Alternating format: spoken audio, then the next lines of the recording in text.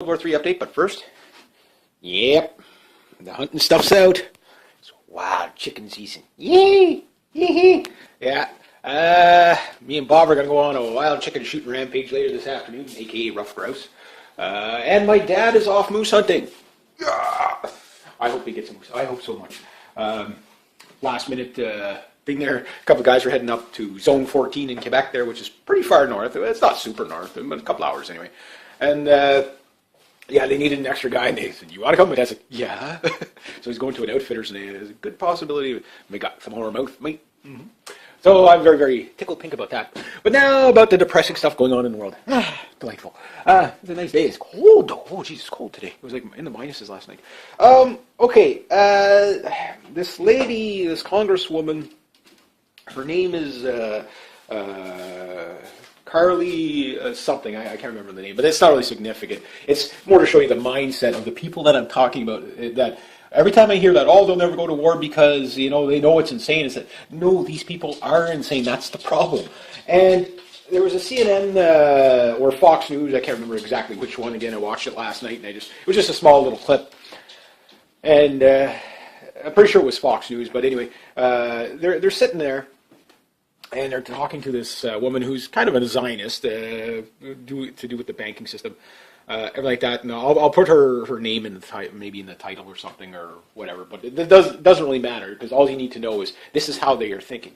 So they're asking about cooperation between Russia and the United States, which they keep saying that Russia won't cooperate, which is kind of funny because Russia's offering to say, "Hey, do you want to coordinate our airstrikes together so we're not flying into each other?"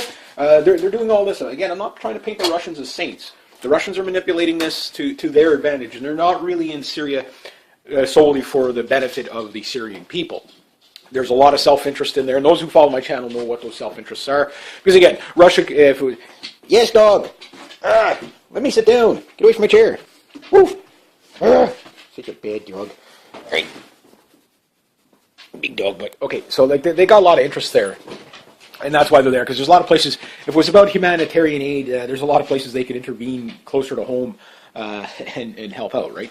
But the bottom line is, I got a dog here that's just kind of pestering me. But the bottom line is that they are in there taking advantage of the situation, even going along with the U.S. lie, kind of, but they are exposing, who's arming the rebels, aka the CIA, where the supply lines through Saudi Arabia and Israel's role in this. So they are exposing it to the point where this lady's out there.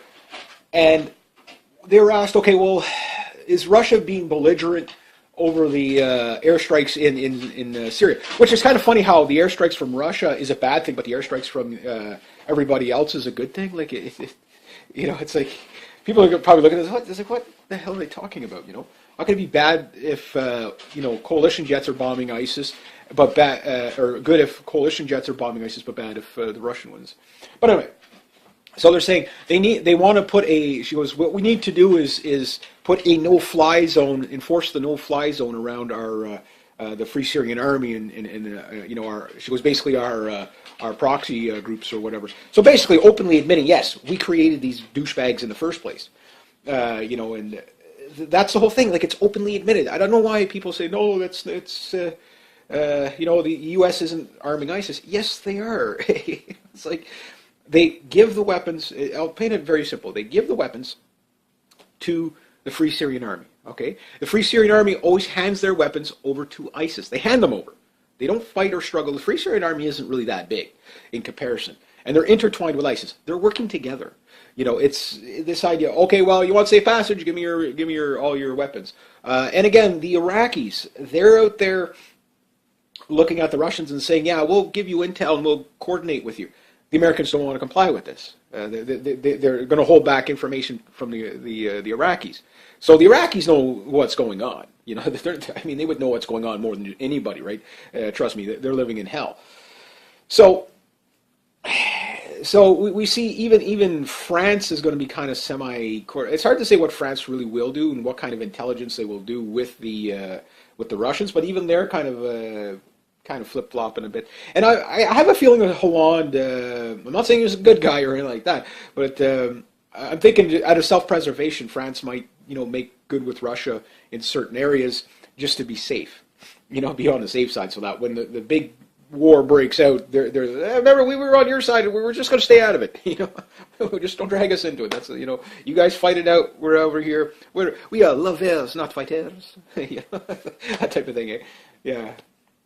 Yeah, we'll send you some big L's. Yeah. Anyway, but my bad French accent. There you go. So that's kind of what's going on, and this lady's out there, right on national TV, and you have to understand the majority of the Congress and the House and the Senate are full of these neocons, aka Zionists, which can be Christian, but most of them are Jewish. And I'm not trying to demonize all Jewish people, but you can't hide it. They're a supremacy group. The Zionists are a supremacy group.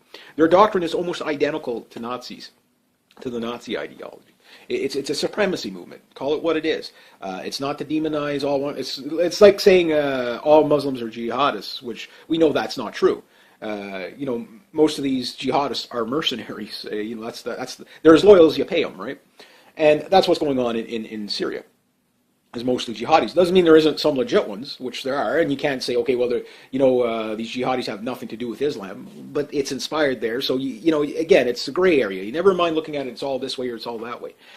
And when she's talking about enforcing a no-fly zone over, their so-called coalition forces and stuff like that, like the Free Syrian Army, because they just want to overthrow Assad. This is for Israel. It's not for the Syrian people. It's for Israel. And anyway, when the reporter asked her, well, you do realize there's Russian jets flying around there. Are you suggesting that to enforce the no-fly zone to shoot down Russian jets? She goes, well, we don't want to do that, but if it comes to it. I'm like, okay, sometimes people will say things just to blow smoke or whatever, and I get that. But no, it's not when you hear it once, it's not when you hear it twice, it's when you hear it as a recurring theme. This is how they think. They are insane. Does this lady truly believe that the Russians are going to be graceful enough to let you shoot their planes out of the sky? I don't think so. Scenario 1. Russians have a couple of Su-34s or Su-24s in the sky. Whether it's an Israeli pilot or an American pilot or even a Canadian pilot, whoever it might be, they take out one of these Su-24s. 35 seconds after that, Topol-Ms are moving into place. Missile silos are opening up. Putin's on the phone with Obama. Tupolev 95s, Tu-160s, and Tu-22Ms are flying all over the Mediterranean, the Baltics, everywhere. With long-range cruise missiles, armed with 2 Iskander missiles, will be on every European, facing towards every European shore. And Putin will call and he'll say, "Is this go time?" Checkmate. And trust me, and I know there's a lot of people out there saying, "No, we could take the Russians. We could." At what cost? This is the lunacy that I'm talking about. At what cost? World War II, pretty powerful weaponry in World War II. Okay. And World War II ended with a big bang. We know that. But just the conventional weaponry in World War II killed 400 and some odd million people. Okay? And those weapons, okay, like the tanks of the day didn't range that far. Like a big Tiger tank only cruised along at about 12 kilometers an hour. It's as fast as going, about every 60 kilometers or so you had to refuel the thing, right? Tanks now, you can put long-range tanks on and make it 300-400 miles. Times that by 15 to 17 to 20 some odd thousand Russian tanks. Not good. These things will roll into Eastern Europe, roll over Eastern Europe and right into mainland Europe, which is fine for the Zionists, but that's not what you have to worry about. World War II. Okay, let's recap on World War II. Same with World War I. War was over there somewhere. Manufacture was booming back here. Yeah, we sunk a couple of German U-boats off the coast of Newfoundland and stuff like that. And, whatever, okay, a few Japanese warships got sunk near Hawaii shore. The odd ship would stray that far. But the war was over there. It stayed over there. The manufacturing was, the people in the, were fine over here. Even with the light sabotage once in a while, things were completely untouched. One Tu-160 carrying 24 long-range cruise missiles at a speed of Mach 2 for just the bomber. Okay, it's going to be a hell of a thing to stop, let alone all 16 of them. Let alone the other 500 or at least 140 active service Tu-95s with an additional 6 to 12 missiles in them. On top of another 30 high-speed Mach 2 plus Tu-22s that are going to come in over the, just wave hopping their, feet off the deck, so to speak, with long-range cruise missiles. Not to mention the high-altitude interceptors. Not to mention the 1,500 Su-24s. Not to mention the other 187 Su-34s, much more potent. Not to mention the 1,200 variants of or 12 to 1,600 variants of Su-27s, which are super fighters. These things are pretty damn powerful, gobs of power, long range. Almost every Russian aircraft has a 2,000-mile range minimum. This is going to be something you're not going to just, okay, well, we're going to notice it. Manufacturing is going to come to a grinding halt via cruise missile.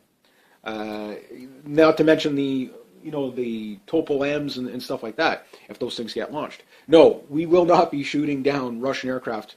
And this, if they do this, okay, this is not patriotism, it is insanity. It guarantees a war with Russia. Mind you, they want it because the U.S. economy is really tanking bad.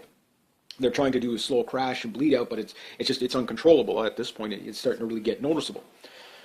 And the thing is that, but the way the Congress thinks is they're thinking, well, we got to go to war for Israel. And this is it's all wars are bankers' wars, but all wars do typically in the Middle East are at the end of the day for the benefit of Israel. I'm not trying to demonize the Israeli people in the bulk, but their government is completely in sync with the Congress and the House and the Senate. They're in the United States. That's who's running it. It's a Zionist movement. They're running the world that way. They're running the banking system. They run the media system. They run everything. They run everything.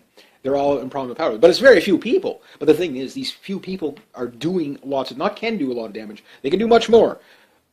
But they're doing a lot of damage as it is. The Russians are the veto card so that they can't overthrow Iran.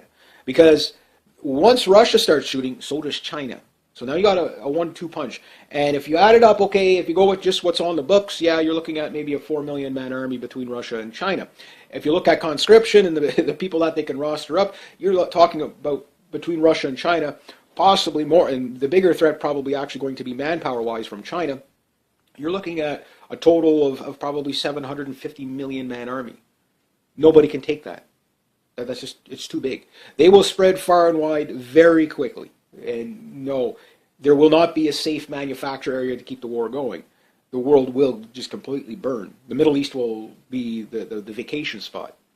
But that's the way these people are thinking. They're thinking, oh, we can have this nuclear, and you hear it almost every week. Yeah, we should preemptively nuclearly strike Russia. Yeah, no, they're not going to shoot back. Are they? They're so convinced of their superiority that it's Moby Dick syndrome. Got to get that great white whale.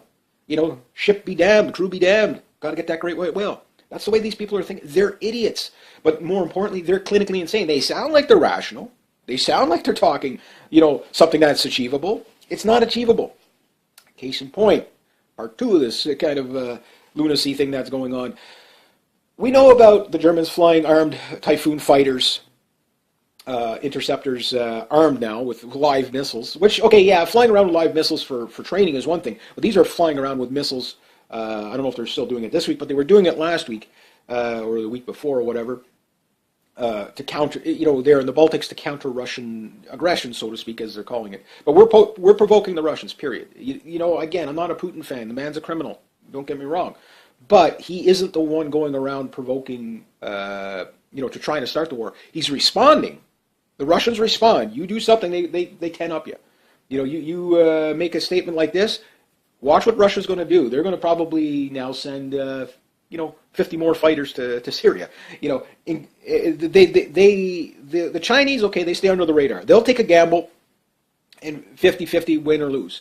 But they'll put enough in there that if they win something, okay? But if they lose, okay, they take the loss and they back down. The Russians, it's not the same mentality at all. It's 50-50, win big, lose big. But if they win everything. If they lose an arm.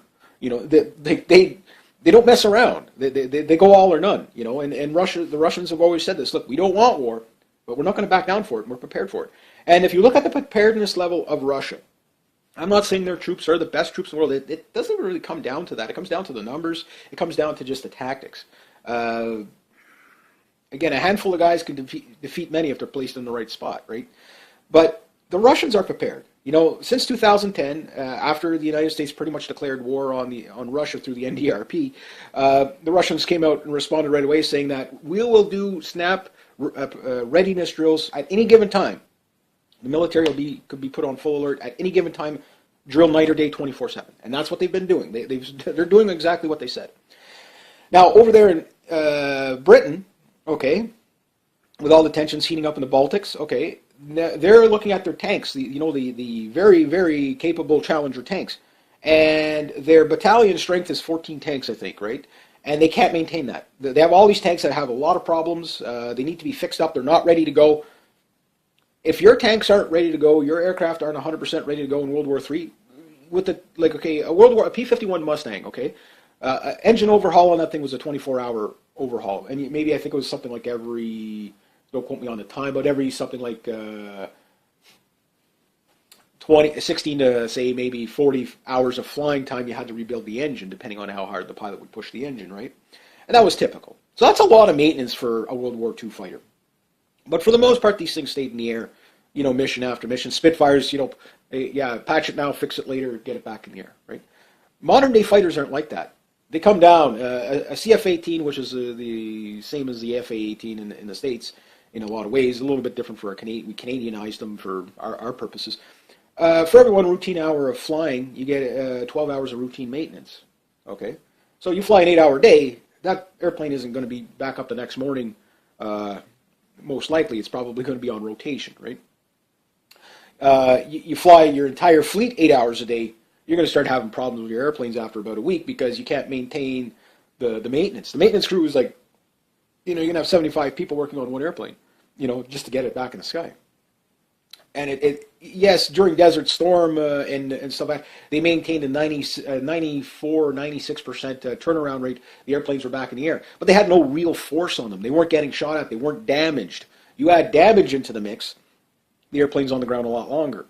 So how long do you think a high-tech war goes on? Not very long. This is where numbers come into play. Throw stuff at them, damage their stuff. Basically, a Leopard tank. 1 hour of use, 11 hours of wrenching on the thing. That's typical, And if you don't do that maintenance, the things break down. And this is where the British are at right now. So they're looking at their Challenger tanks, which are, world-class tanks. These are very good tanks. But they've got to, they're sitting there in mothballs, and they got to get them up and going. If your stuff is in mothballs when you're trying to force World War III with the Russians, that's going to be a bad idea. But here's the other thing. The Russians are basically... I don't know how accurate this is, but take this one with a grain of salt, are basically doing conscription now for 150,000 soldiers. So I don't know if that's a routine thing for the Russians or not, but they're doing this at the same time the British are, pulling their tanks out to fight Russians. And they're like, we're not ready, we're not ready for the London Blitz, And the new London Blitz isn't going to be like World War II or World War I. It's not going to be a bunch of Zeppelins coming over top. It's going to be Su-24s just zooming over with cluster bombs. I mean, there will be no more London. That type of thing. The RAF Air Force bases are the first on the target. The Russians are going to target all the military bases first. The thing is they only have to be successful a handful of times. They can afford to lose the aircraft. This was always the Soviet ideology, was strength in numbers. Build 13,000 MiG-21s. If you lose half of them within the battle, you still might win the war. That was the whole concept behind the AK-47. Jump out of the vehicle, go full auto first. That's why this on the AK-47, the first notch, I believe, is full auto. You jump out, you fire full auto, while the other guys can take time to aim. You spray and pray, and then you might simply win. You'll burn a lot of ammo, 600 rounds a minute or whatever. You'll burn a lot of ammo, but you might just win. And that's the whole point of suppression fire. World War II went from taking careful marksman's aim to going to suppression fire. That's why this was something that the Germans did with their blitzkriegs. You had the little MP40 9mm, a slow machine gun, handheld machine gun, kind of like a Tommy gun, but a little bit different. And that guy be running at you, spraying. Not that accurate, but it's the idea to get the heads down. The other guy beside him would be running along using his semi-auto Stormgewehr, pow, pow, pow, pow, pow, pow, pow, 1, 2, 3, 1, 2, 3, whatever. And beside him would be the guy with the Mauser taking careful aim, picking people off. And then of course, that would give time for the dreaded Hitler buzzsaw to get set up, the MG42, and then everybody's dead. You know, that was the blitzkrieg. The Russians learned that. They said, hey, that works. Overwhelm them with numbers. Rush the position. The Chinese do it. The North Koreans did it. The Vietnamese did it. It's a successful tactic.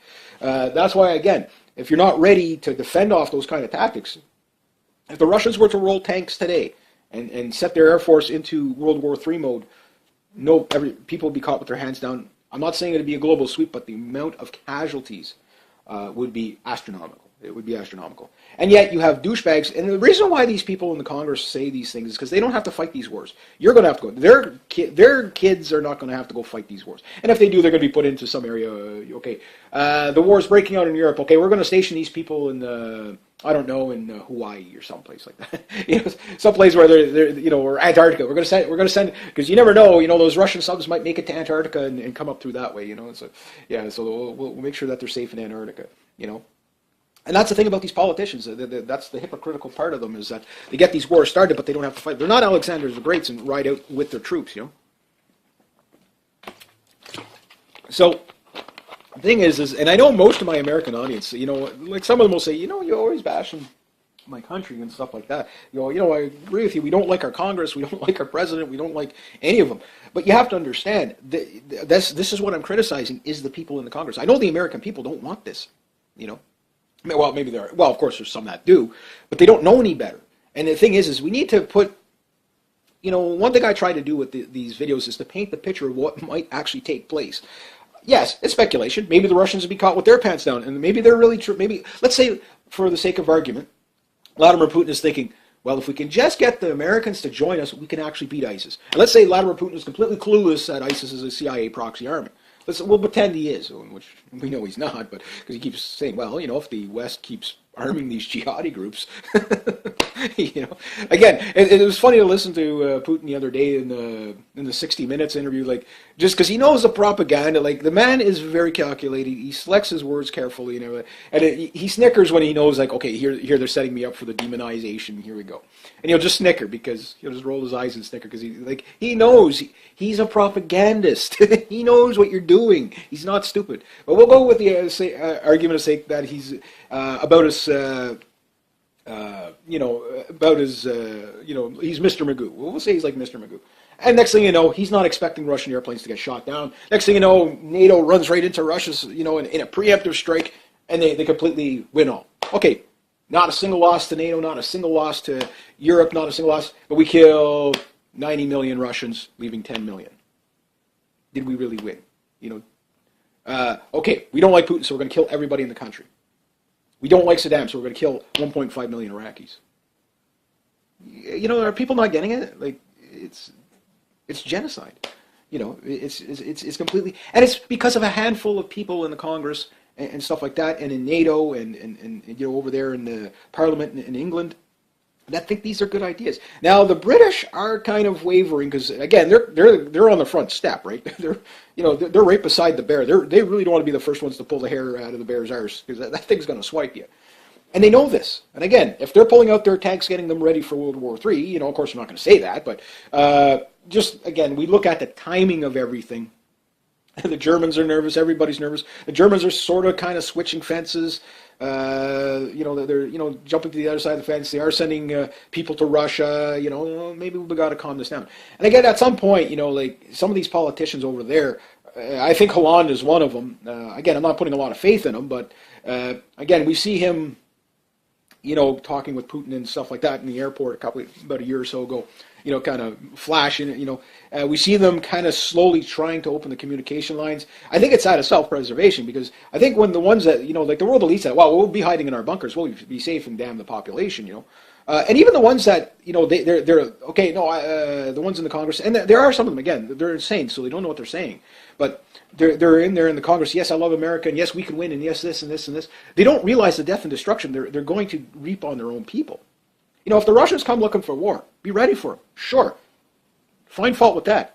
But don't be kicking them in the nads, because if you're making suggestions on public TV about shooting down Russian airplanes, they've heard. I mean, they've got people watching. It's same with North Korea and all that. They watch the mainstream media. Like they know what they know every congressperson and what they've got them worked out on a spreadsheet saying this is what they stand for. This is some of the quotes. These are the ones we're going to have to worry about. These are the ones we're not going to have to worry about.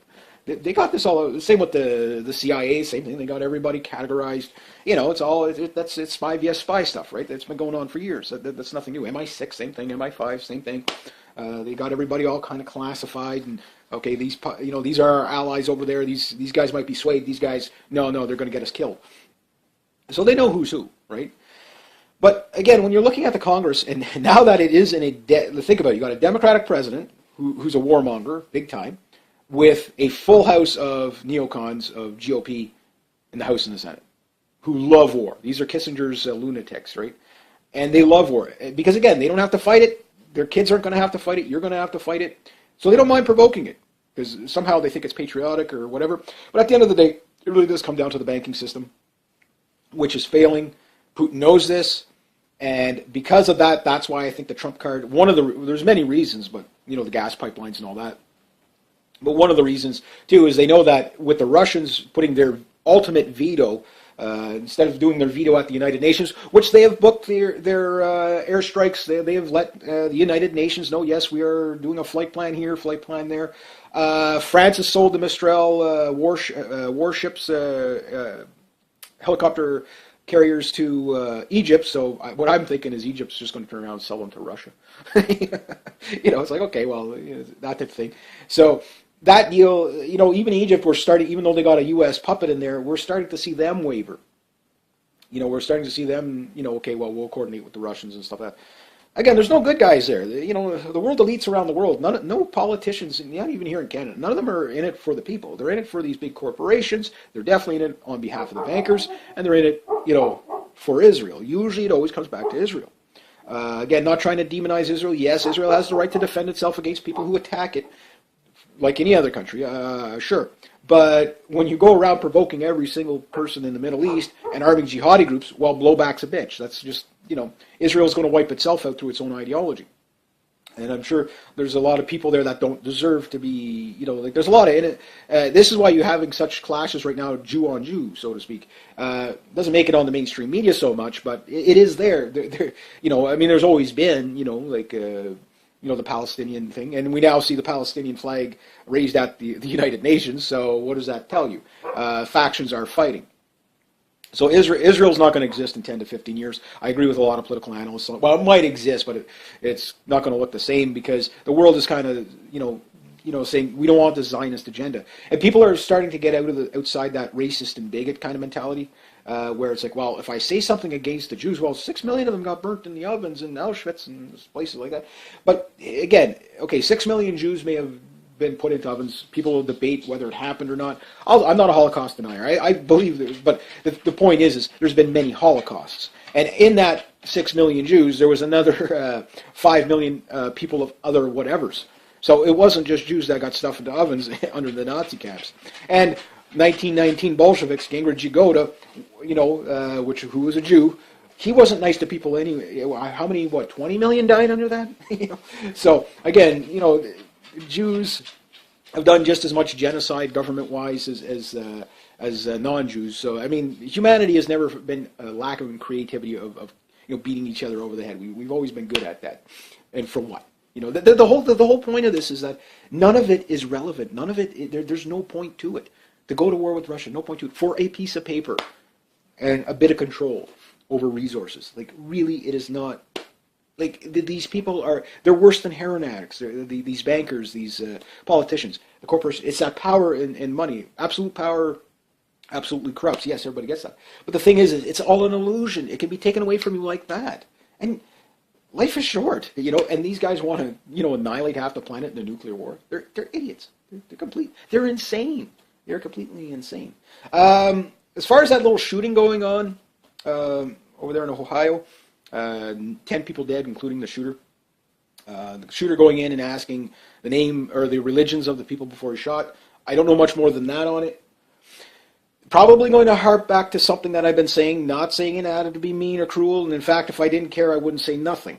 But he was probably my take probably looking for Muslims. I'm just saying. And yes, the DHS came out and said, yeah, you know, the rise of xenophobia and anti-Muslim sentiment is going up in the States. Well, it's going up everywhere. Trust me, it's going up everywhere. The migrant crisis over there in Europe is getting pretty violent in some areas. Like I said it would.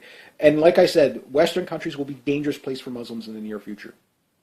It's not, I'm not trying to be mean or facetious or xenophobic. I don't care if you think of me racist or bigot. I'm doing this to help you out. You know, I'm doing this to tell you that, hey, be prepared to possibly move, because it will, the mass immigration, okay, is what's going to fuel this. And same in the States. And it's also the same for the Mexicans, too. Again, at some point, yes, there's going to be culture clashes. You're going to get them. But right now, with the amount of war on terrorist thing, that creates as much anti-Muslim sentiment as possible, right? And again, we know you can look around the world and say, yes, okay, most Muslims are peaceful people. There's nothing to contradict that at all. That's the truth. But we also know 58% globally do support Sharia law. This is a confliction of cultures right there, and because of that, you're going to get a violent culture clash. And we're already seeing migrants attacking people some in Germany, a lot of people in Germany have been attacked. So these things are there. You got Mark Zuckerberg from Facebook not wanting to, he wants to censor, typical left-wing people always want to censor everything.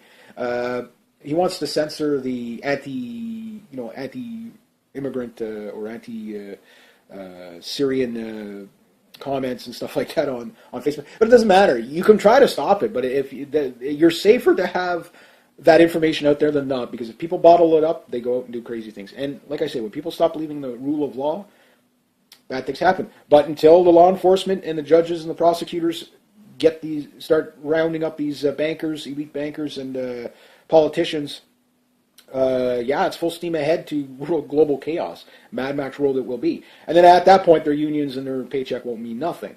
But if they were to put these people, we'll take the pain now, we'll take the financial collapse. Yes, it's going to kill millions and millions, probably 2 billion people are going to starve to death. No matter which way we go, it's unavoidable anyway. But and how this, whether it's a slow bleed out and people slowly die off, or they let it go all at once, it doesn't really matter. The reset is coming. We can't go on forever. Simply will not. And those empires will collapse, and new empires will breed up, and away you go. Rome 2.0, whatever, right? But until those brave law enforcement actually start arresting, particularly the people that keep getting these wars going. Again, illegal actions in Libya, illegal actions in Iraq. Why is George Bush still walking around? WMDs. We never found any WMDs. Bad intel. George Bush's official words. Oops, my bad. And the man walks free. And it's now, you cannot charge this man. You can't charge him. You can't charge Tony Blair. They're beyond prosecuted. They're untouchable. Why? Where are the brave law enforcement military? We need you now more than ever. Arrest these people. Crimes against humanity. One thing, you can prove, you can get Cheney, you can get Rumsfeld, you can get Wolfowitz, you can get Brzezinski, all these guys. And just work from the top of the CIA down. Just get these guys out of they're going to get the world destroyed. These are bad, bad people. Clintons, they're bad, bad people. The Obamas, bad, bad people. Bushes, bad, bad people. Blair, bad, bad people. Rothschilds, evil, evil, evil freaking people. Maybe not every single Rothschild. I mean, David the Rothschild, okay, he's probably, love him or hate him. He's not as bad, but Jacob Rothschild, Evelyn Rothschild, throw those bastards in jail. These people are evil, evil, evil. And there's a whole bunch of them.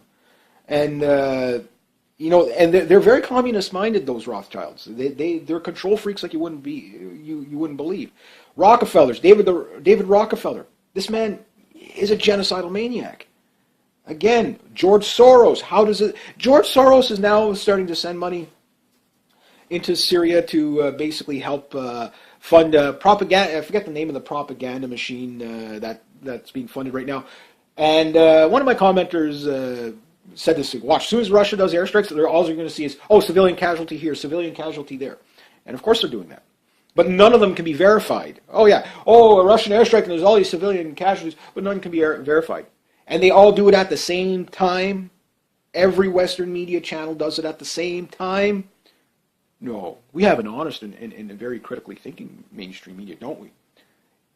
If you can't understand propaganda and narrative, there you go. When they all say the same thing at the same time, no investigative journalism, no questioning, voiding themselves of any sort of,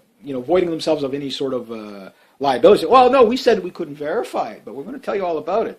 But yet, not a single casualty from the coalition forces airstrikes. Here's what I'm going to tell you, and this is my honest opinion. The Russians are going to kill tons of civilians during these airstrikes. Why? Because the coalition forces have killed tons of civilians during these airstrikes. Verification, root source, Syrian refugees. The bombs are falling on it. ISIS is trying to cut off our heads while bombs are falling on it. They're killing people on my same block. My family member was killed over here. My family member was killed over here. I was nearly killed in a bomb blast from these coalition airstrikes. Verified. So I'm not going to say, can't verify. No, I can verify, yes. You listen to the refugees, they will tell you where those bombs are hitting them. Now, the only difference now is there's just extra bombs falling on them. But the other difference now is those bombs are going to hit ISIS targets too. They're actually going to hit the ISIS targets, not just whatever. I'm not saying the coalition forces didn't hit any ISIS targets whatsoever. Yeah, they're going to hit a few to make it look good. But you could clearly see when they're talking about a no-fly zone around their proxy groups that want to overthrow Assad. And again, even Donald Trump out there. Okay, Donald Trump, they're asking him about the, on CNN or Fox, whichever, one of those two. They're so similar. Can you really tell them apart, right? Saying, well, what's your take on the migrant crisis? Well, it's a crisis. It's a result of the legal war in Libya, which CIA analysts, several of them have come forward and said, no, we war gamed this. We knew this was going to happen. We told them, we advised the State Department not to do this. They went ahead and did it. This is a desired effect. They want this. ISIS, it's Henry Kissinger's order out of chaos. If they're fighting each other, they're not fighting us. Destabilize is their main agenda. This is why guys like Henry Kissinger and George Soros and all those guys, they need a firing squad is what they need. They need to be day in court. We must uphold rule of law through legitimate, and we need the brave law enforcement and military. I can't stress that enough. I don't know how many of them watch. I almost pray that they watch. I pray that they watch because it's like, okay, I'm just a guy on the internet, okay? My credentials, take it with a grain of salt. But they have access to prove or disprove anything I'm saying. They have the access to do this. So they could say, yes, we can track this guy's right. What are we going to do about it? Well, it's crimes against humanity. Oh, but they're untouchable. We can't go after that. Well, that's why you're going to need some guys with a set of elephant balls. Guys or women, they're going to need a set of elephant balls to go after these world elites. The idea is to make examples of them. No, humanity will not tolerate this anymore. Because the alternative, now's the chance, and this is what, again, if law enforcement, military are listening, or intelligence agencies, this is what I can tell you. And I'm not making any threats, I'm just saying, if we look at world history, yeah, my cat, interrupting my video. Yeah, I'm busy. But if we look at world history, it plays out the same all the time. It does. I'm not lying. Cats. But it's always the same thing. When people stop believing in rule of law, bad things happen. Why do you think the Middle East is in such a mess? There's nobody there restoring rule of law. Where did their rule of law go? Well, the Iraqi Republican Guard, they were disbanded by George Bush. The Libyan army, they were desecrated by NATO airstrikes. That's where your law and order went. The result? Chaos in the streets, right? Mad Max world. So if you don't put the handful of 6,000 or 8,000 world elites in jail after their day in court, it can't be a kangaroo court. You actually have to. And if some of them get off, fine. At least we did due process. And the idea is simple. Their day in court, one charge. Don't try to get them on 10,000 charges. Think Al Capone. They got him on one charge. Something you could prove. But tie it to terrorism and crimes against humanity so you could send them to Guantanamo Bay so you can waterboard these people so you can get all the information you need, okay, and you hold them for the rest of their natural life, no possibility of parole, no possibility of contact with the outside world whatsoever, because these people are just too damn dangerous to communicate with anybody. You do that, use their own system against them. You trust me. If you waterboard one world elite, Guantanamo Bay is closed. It's a double win, right? But maybe If we could, prolong it till we get all the waterboarding done, so we can find out who put them up to, where's their money sources, everything you do to the jihadis, do to them. Justice. But if they don't put these people in jail, the result is a nuclear war. Again, shooting down Russian airplanes. Do you really, really, really think that's a good idea? Do you not realize the consequences of, again, the Red Army will be on full hyper alert. Those tanks, if the Russians think for 1 second that it's game on, it's game on. Guaranteed. They're not going to hesitate. That's what you need to understand, and we're not ready for them. NATO's not ready for them. They've war-gamed it in the Baltics. NATO cannot, including with the United States, they do not have enough built up in the Baltics to repel a Russian invasion. They can't do it. In every scenario they played out, they lost against Russia. Every scenario. The Russians are prepared. They're prepared. They think 200 years in advance. Same with the Chinese. They think 200 years in advance. The U.S. Congress, you're lucky if they can tie their shoes in 5 minutes. Yes, guys like Kissinger, he's thinking 200 years in advance. He already knows what the outcome is going to be. George Soros, he thinks 200 years in advance. He already knows what the outcome is going to be. These guys already have told us we're going to war with Russia and China. They've already told us that. And Kissinger, well, China must get on board or the conflict will wipe us both out. What conflict do you think he's talking about? Where's his mind at? This is a guy who got Vietnam going on a lie. Gulf of Tonkin incident. Think about it. 58,000 Americans died there. And out of the 40,000 Canadians that went down there as expats, quite a few of them died too. Iraq, weapons of mass destruction. 1.5 million dead. Millions displaced. And we can't throw these people in jail? I guess maybe Joseph Stalin was right. A death of a man is a tragedy, million a statistic. But, even Donald Trump is like, well, he goes, these refugees, we can't just, it's a crisis, I don't like the idea of bringing them into the States, but it's a crisis. The difference is, and I agree with Nigel Farage on this, he was saying, I guess last night from the making of this video, he was talking to Ron Paul, and he was saying, he says, look, this migrant crisis, okay, basically is manufactured, everybody knows that, but he says, the reason why it's happening is because people in the EU are enabling it. And he said, we need to do what Australia did. The Australians, they had internment camps. So when people arrived there, they put them in the internment camps. Oh, you're racists and bigots. But you need to know who's coming there, right? The second thing they did is they said, if you arrive by boat, if you arrive illegally, okay, we won't take you. So if we already got, 4,000, 3,000, 4,000 people dead in the Mediterranean that we know of? I mean, how many little boats have sunk that we don't know of? Archaeologists are going to have a field day in the future. Look at all these boats. I wonder what was happening. Must have been a huge commercial trade. No, it was people fleeing war, And the thing is the EU, again, we have there in France a lady, one of the upper, I can't remember the name there, it was about 2 or 3 weeks ago, buying rafts, of course. George Soros is in on that one too. Anywhere his money goes, death and destruction follows. This man, you can link him through his NGO groups to everything, yet he walks free. Put the bastard in jail. He gets so many people killed, but put him in jail where there's a death penalty, and make the death penalty quick. I believe, Kissinger, these people are so, it's not vengeance, it's punishment. We need to set the example for the world elites that you can get shot. China does it. They catch right now they're calling on their elite corrupt bankers to come back to the country. They're not coming. Why? They're going to get shot. China last year, I think, shot 4 or 5 of their corrupt bankers. Well, the SS, mission failure, right? Maybe they'll put a big Zeke hail as their death is ordered with big patriotic Zeke hail as they get shot. Who knows? But this is the world we're living in. Again, so if Britain, doesn't have their tanks ready, okay, and they're scrambling to get these Challenger tanks up to par, the battalions, I don't know exactly how many Challenger tanks the Britons have, but it's definitely not what the Russians have. The Russians, it doesn't matter if the Challenger tank is a superior tank to a lot of the stuff out there that the Russians have, like the T-72 or whatever, but it's just the numbers. The numbers. You can't compete with the numbers. The Russians, just in mothballs, probably have about 40,000 tanks. That's plan B, C, D, E, F, and G. It's like, okay, well, we lost all our T-72s, but we wiped out every Abrams tank in Eastern Europe. Okay. And every Challenger tank in Eastern Europe. Okay, well, they got nothing left. But they have a lot of anti-tank weapons. Okay, well, send in the T-72s.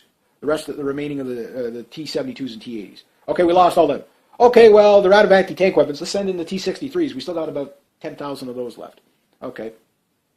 Okay, we lost all of those. They're down to shoulder M84s or whatever, shoulder-held launchers. They're down to those things. Okay, send in some armored-up T-55s. Oh, you got some new Armada tanks finally rolling off there? Okay, well, we'll send those in behind to do the cleanup. That's the way the Russians are going to do it. And their low-tech stuff, 2 weeks after the war starts, the high-tech stuff like F-22s and F-35s and Eurofighters and Su-35s, those things are probably not going to be on the planet. They're going to be destroyed by that time. The battleships, or the destroyers, the cruisers, all that aircraft carriers, they're going to be gone after 2 weeks. After that, we're back to kind of more analog stuff. Not saying there won't be any digital stuff left over, but it's going to be a lot more analog. And if the more analog we go, because all the satellites are going to be probably everybody. Okay, if we want to save humanity, spread this around. In World War III, Facebook will be down. Oh yeah, world peace. Get rid of nukes, man. I don't want to lose my Facebook.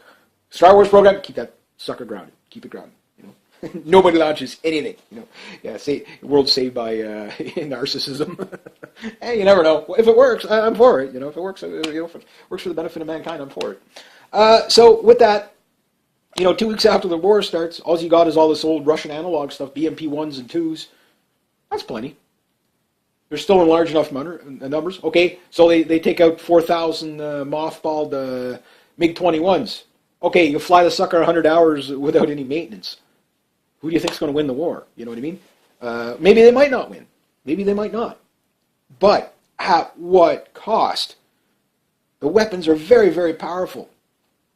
What do you call it? That T-72 variant with the 80 millimeter rockets on top of it carries 30 80 millimeter rockets. They call it the flamethrower. I forget the exact version of it, but it's a T-72 chassis with this mobile rocket on it. It can take out 8 city blocks. 8 city blocks. And they got thousands of these things. The thousands of these things. The Katyusha rockets, Hitler's orchestra, or Stalin's orchestra. They're still using these things. Not very accurate, but they do so much damage. They can level a city block.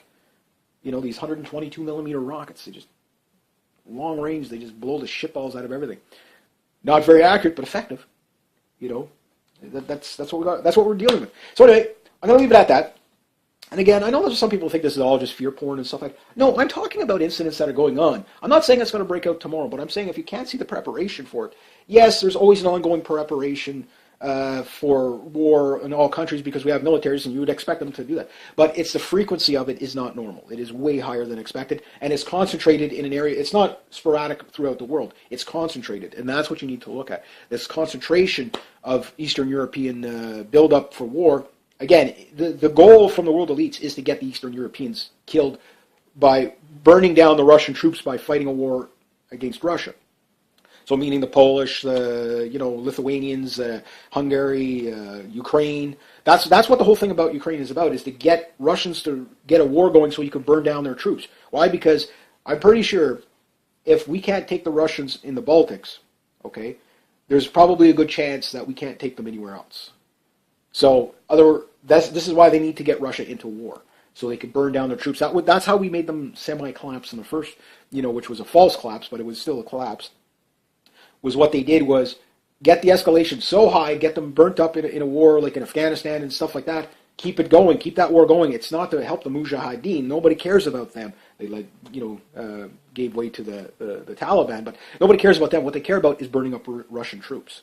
The Russians are not stupid to fall for it twice. Fool me once, right? So the Russians, that's why they didn't roll tanks directly into Ukraine. So they're coming around on the other end, and they're getting hard to counter because they have the upper hand. Everybody, all the intelligence officers know this, that the Russians have the upper hand right now. That might not be the whole case, but the Russians, again, they're the trump card. They've put themselves right in the center of the Middle East, in Syria. And with that going on, it completely foils the plan of Israel, Turkey, Yemen, United Emirates, a couple of Qatar, Jordan, and Egypt to a point, and of course Saudi Arabia. Now, when Saudi Arabia gets overthrown, that wild card is, right now the plans are foiled. You can't get into a war with Iran directly. And this is why I think the Russians are in there now, because it was that close to Assad falling. So this is the Russians helping the tide get pushed back. And that, again, keeps us away from war. The Russians are the only ones that are actually trying to back us away from war, believe it or not. Yes, they do respond to everything we do. They're ready for it. They're not going to back down from it. But they're trying to do everything they can to trump it from going further. And when you have the mindset of world elites like this lady in the Congress, talking about shooting down Russian airplanes, like, do you not know consequence? Do you think the Russians are going to take that? And if you don't shoot that airplane down, it's going to take out a hell of a lot of your guys. That's, again, the Russians aren't hacks. They might not be the best pilots or this or that in the world, but they are damn good. And it's the numbers. It's the numbers you got to worry about in the tactics. So anyway, I'm going to leave it at that. So if you like this kind of content, links down below. Please consider making a donation to the channel. Thank you so much to everybody who has. Rate, subscribe, share, comment, like. Maybe get some food and some clothing. Send it to a homeless shelter. Help people out in need this time of year. And next to that, be true to yourself, be true to others. Always do the right thing, and have yourselves a great day. Good day, hi, and welcome. All right, World War III update, but first, yep, the hunting stuff's out. It's wild chicken season. Yay! Yee-hee. Yeah. Me and Bob are going to go on a wild chicken shooting rampage later this afternoon, a.k.a. rough grouse. And my dad is off moose hunting. Yeah! I hope he gets a moose. I hope so much. Last minute thing there. A couple of guys are heading up to Zone 14 in Quebec there, which is pretty far north. It's not super north, but a couple hours anyway. And yeah, they needed an extra guy, and they said, "You want to come?" And I was like, "Yeah." So he's going to an outfitters, and there's a good possibility we got some more mouth meat. Mm-hmm. So I'm very, very tickled pink about that. But now about the depressing stuff going on in the world. Delightful.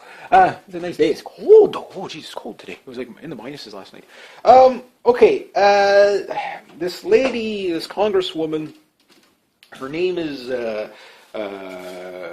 Carly something. I can't remember the name, but it's not really significant. It's more to show you the mindset of the people that I'm talking about. That every time I hear that, they'll never go to war because they know it's insane. Is that no? These people are insane. That's the problem. And there was a CNN or Fox News. I can't remember exactly which one. Again, I watched it last night, and it was just a small little clip. And I'm pretty sure it was Fox News, but anyway, they're sitting there. And they're talking to this woman who's kind of a Zionist, to do with the banking system, everything like that. And I'll put her name in the maybe in the title or something or whatever. But it doesn't really matter because all you need to know is this is how they are thinking.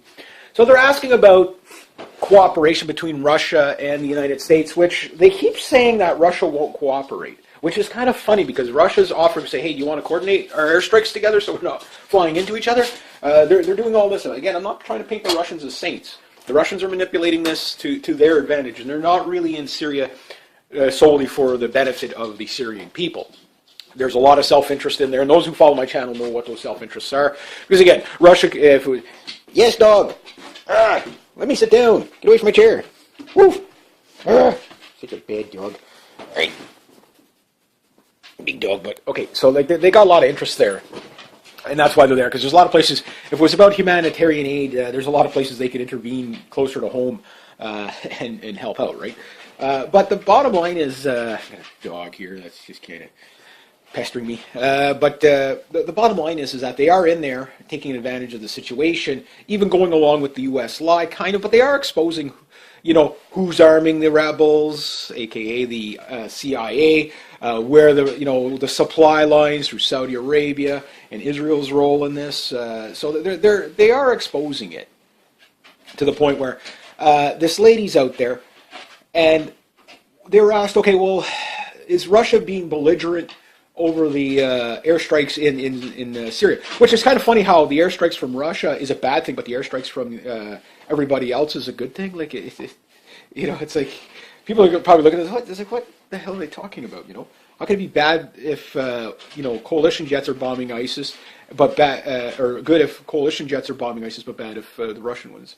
But anyway, so they're saying they want to put she goes, what we need to do is put a no-fly zone, enforce the no-fly zone around our the Free Syrian Army and our, she goes, basically our proxy groups or whatever. So basically openly admitting, yes, we created these douchebags in the first place, and that's the whole thing. Like, it's openly admitted. I don't know why people say, no, the U.S. isn't arming ISIS. Yes, they are. It's like they give the weapons. I'll paint it very simple. They give the weapons to the Free Syrian Army. Okay, the Free Syrian Army always hands their weapons over to ISIS. They hand them over. They don't fight or struggle. The Free Syrian Army isn't really that big in comparison, and they're intertwined with ISIS. They're working together. It's this idea. Okay, well, you want safe passage? Give me your all your weapons. And again, the Iraqis, they're out there looking at the Russians and saying, yeah, we'll give you intel and we'll coordinate with you. The Americans don't want to comply with this. They're going to hold back information from the Iraqis. So the Iraqis know what's going on. They would know what's going on more than anybody, right? Trust me, they're living in hell. So